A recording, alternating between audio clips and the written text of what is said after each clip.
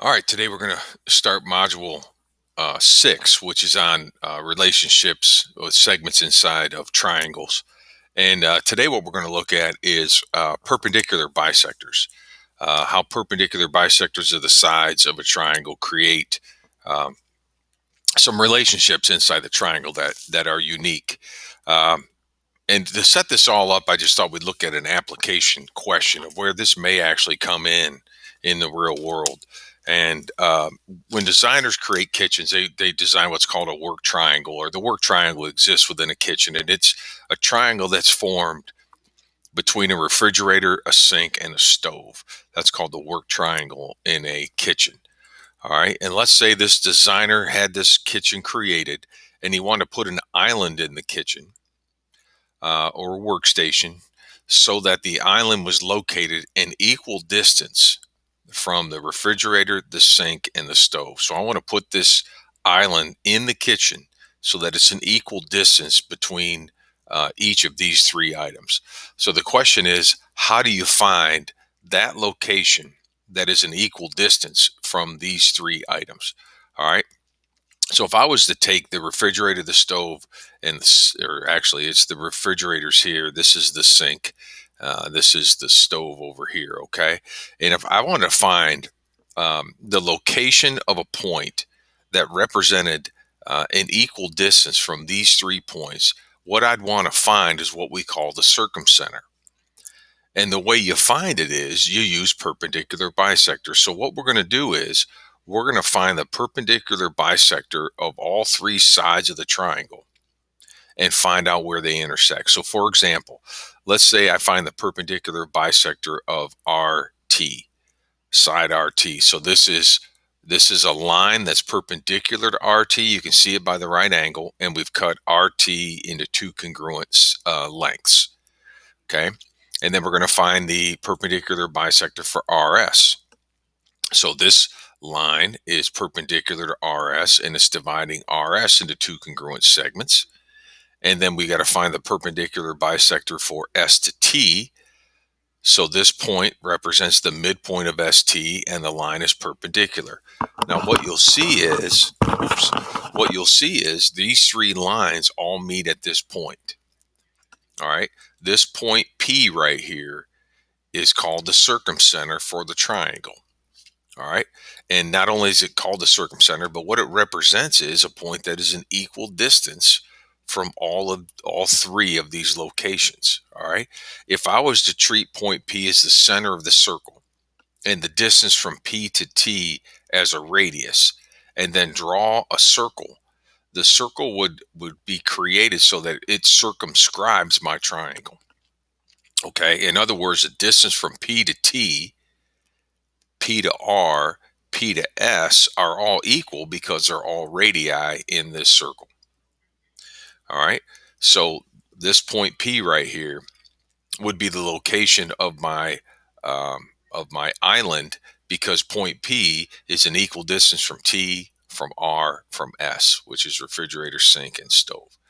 So in summary, to find the point in a triangle that's an equal distance from the vertices of the triangle, you have to find the circumcenter. And to find the circumcenter, you have to find the perpendicular bisectors of the sides of the triangle. All right, so this is an actual application, real world deal, where you could use this concept to find that location for the island. Okay, now let's talk about perpendicular bisectors here before we get to using them a whole bunch. A perpendicular bisector is a line, a segment, or array that will pass through the midpoint of a given segment and is perpendicular to that segment. Now that's what I showed you earlier, okay? We have a perpendicular bisector theorem, okay? And it says that if a point on a perpendicular bisector of a segment, if a point is on the perpendicular bisector of a segment, then it has to be an equal distance from the endpoints of the segment. Now, I want to show you this because it's a direct relation to what we're talking about in our circumcenters. All right, so what I want you to imagine is that segment AB existed first. And then we drew in CD, which is a perpendicular bisector. It's a right angle and it bisects AB because point D is the midpoint of AB. So what we're saying is that any point along DC, if you go from that point to A to B, it always has to be the same length. I could go to a point right here and go from A to there, and from this point to B, those are going to be the same lengths. The reason is when I create this shape, I'm actually creating congruent triangles on each side. And no matter where I put point C, I'm always going to create congruent triangles. So these two lengths are always going to be the same. Okay, so that's a little bit about perpendicular bisectors. You just need to know that a perpendicular bisector is obviously perpendicular, right angle, to the segment it's bisecting, and it does cut it into two congruent parts. Now, when I look at perpendicular bisectors for different types of triangles, I'm going to look at a right triangle, an acute triangle, and an obtuse triangle. That circumcenter winds up in different places, but always does the same thing. Let me just show you, for example, here. If I was to find the perpendicular bisector for this side of the triangle, and then for this side, and then for the hypotenuse, that circumcenter would be right here. Again, the circumcenter is where these points all meet, or all these line segments would meet. If I was to treat this like the center of the circle, okay, then this circle would circumscribe the triangle. That is, the distance from the center of the circle to this point, to this vertex, and to that vertex, those are all the same. Again, the center of a circle, or excuse me, the center to a point on the circle is a radius, and all radii are the same. Okay. Now, if I take a acute triangle and I put in its three side perpendicular bisectors, it'll meet at a point in the center. And if I use this point, which is the circumcenter, and create a circle that has a radius that is the same distance as the circumcenter to the point, this vertex, and I create the circle, it'll go around and it'll just hit at the three vertices of the triangle. And then, of course, we know that in a triangle, the radii are all congruent. So that means the distance from here to the vertices are all the same. Now, when you get a obtuse triangle like this one, then the circumcenter is a little different. The circumcenter actually winds up outside the triangle. But again, if I go from this point to this vertex and I use a protractor, or excuse me, a compass to create a circle, that circle will touch here, touch here, touch here, go all the way around. So then I know the distance from the center to each of those is the same. All right. So the bottom line, no matter what kind of triangle you get, you're going to be able to find the circumcenter, which is made by the perpendicular bisectors of the three sides.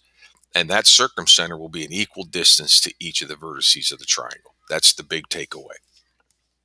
Okay. Now, concurrent lines, we've already seen this. That's when three or more lines intersect. It's a new definition, new term, but that's how we get our circumcenter, is when those three perpendicular bisectors for the sides of the triangle occur, they meet at a common point. That's our circumcenter. We could also call it the point of concurrency. It's the point where the three concurrent lines will meet. All right. So again, we've already kind of looked at this, but if I was to look at the three perpendicular bisectors of a triangle, they would meet at a point called the circumcenter. So down here in this triangle, okay, DP, PF, and PE are the perpendicular bisectors. They're all perpendicular and they all cut the side of the triangle into two congruent parts. They do it for each of the three sides. They meet at point P. That would be my point of concurrency, which is also called the circumcenter.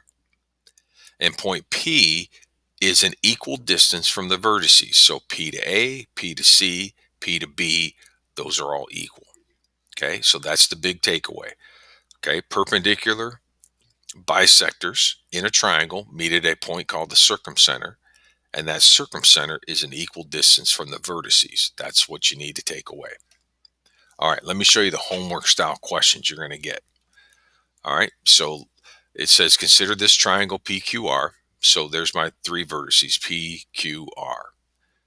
The perpendicular bisectors of the sides are SV, TV, and UV. So they're telling me that these are perpendicular bisectors. That means point S is at the midpoint of PR.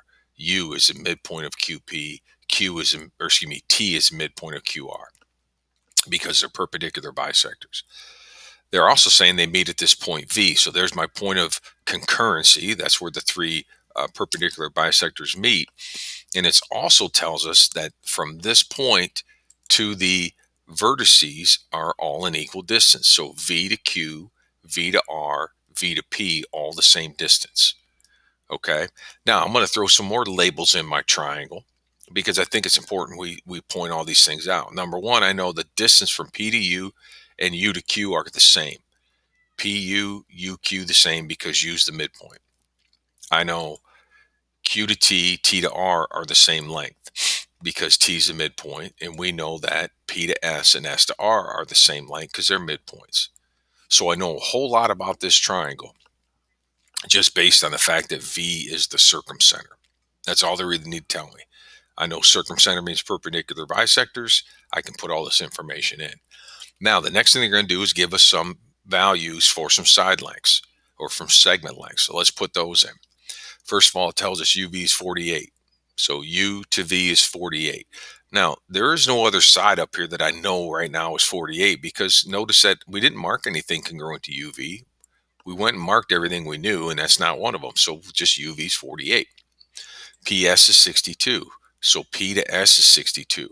Well, we also know S to R is 62 because we already established these two are going to be the same. And then they tell us R to V here. R to V is 80. Well, we know R to V is 80. We know Q to V has to be 80. And P to V has to be 80 because that's the circumcenter. Okay, so we got all this information going for us. Now they're going to ask us to find some lengths. What's the distance from P to U? That's our first one. Find P to U. Now, this is the one that's going to take a little extra thought. I want you to look at triangle UVP. See this triangle UVP? It is a right triangle. If that's a right angle, then this is a right angle, right? PUV is a right angle, making this a right triangle. Okay, we know two side lengths of the right triangle. We can find the third using Pythagorean theorem. In any right triangle, a squared plus b squared equals c squared. Remember, your c has to be the hypotenuse, that's the side across from the right angle. So when I set this up, 48 squared plus up squared equals 80 squared. This is going to let me find up. So square 48, square 80. Subtract 2304 from both sides. It's up squared. To undo the square, we take the square root of both sides, and up is 64. So that's it. We've answered that. Or pu is 64, same thing, right? So we know that distance is 64. We also know u to q is now 64 also. All right, so got that one. P to R. What's the distance from P to R? Well, hopefully you see that P to R is equal to P to S plus S to R. That's called the segment addition. So P to S, S to R. So that means P to R is going to be 124, 62 and 62. Last question, what's the distance from Q to V? So go up and look, Q to V. Well, we already got that one marked, right? That's going to be one of the 80s that we established were going to be the same. So that's going to be 80. Okay, so that's the question.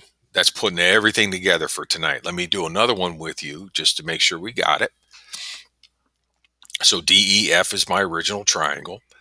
Notice they're telling us the perpendicular bisectors are XW, YW, ZW. And W is the point of concurrency, which is a circumcenter. Again, the first thing I want to do is label everything I know here. Well, we know WF, WE, WD is congruent because that's a circumcenter, and a circumcenter is always an equal distance from the vertices. Got it. Next thing we know, because these are perpendicular bisectors, DZ and ZE have to be the same length. EY and YF have to be the same.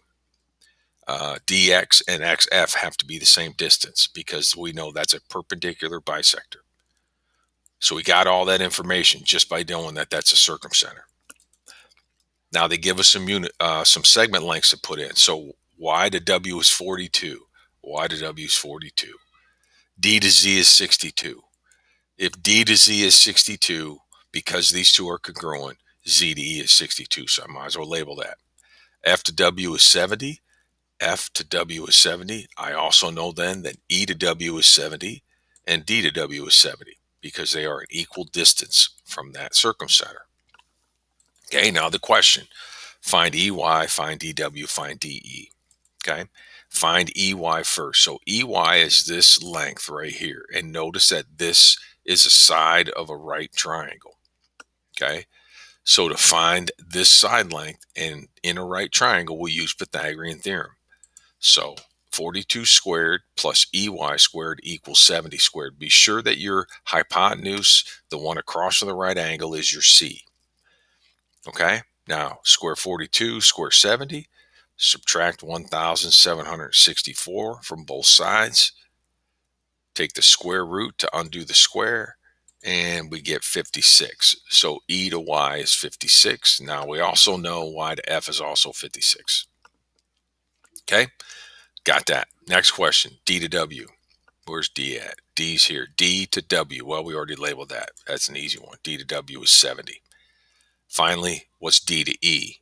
Okay, D to E out here. Well, I know D to E, I know DE, I should say, is equal to DZ plus ZE, segment addition, 62, 62, 124.